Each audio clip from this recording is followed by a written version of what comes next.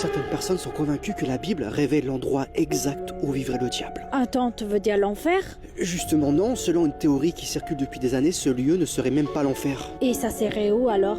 La Suisse. La Suisse? Les pays de montagne, des chocolats et des banques? Oui, mais attention, ce n'est qu'une théorie basée sur l'interprétation de certains passages bibliques. Rien n'a jamais été prouvé.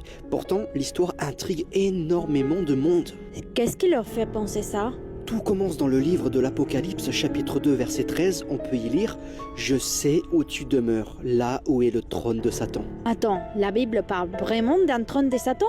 Oui, et c'est précisément cette phrase qui a alimenté toutes sortes de théories pendant des siècles. Mais il n'est pas marqué Suisse dans les versets. Non, mais dans le même passage, on parle aussi d'Antipas, un martyr chrétien, et certains historiens et interprètes ont tenté de relier son histoire à différentes régions d'Europe. Et certains en sont arrivés à la Suisse? Exactement. Selon eux, plusieurs éléments symboliques pointeraient dans cette direction. Pourtant, quand on pense à la Suisse, on imagine plutôt un endroit paisible. Des montagnes enneigées, des villes impeccables, des paysages magnifiques. Pas vraiment l'image qu'on s'est fait où habite le diable. C'est justement ce contraste qui intrigue les partisans de cette théorie. Pourquoi? Parce qu'ils soulignent que la Suisse accueille de nombreuses institutions internationales influentes, des organisations mondiales, des banques importantes et plusieurs centres de décision majeurs. Et selon eux, ça serait pas une coïncidence. Non, ils pensent que tout cela serait lié à l'idée d'un système mondial unifié. Celui que certains associent à l'antéchrist dans les prophéties bibliques. Voilà, encore une fois, on parle ici d'interprétation et de spéculation, d'accord? Pas de fait établi. Mais je comprends pas pourquoi cette théorie fascine autant.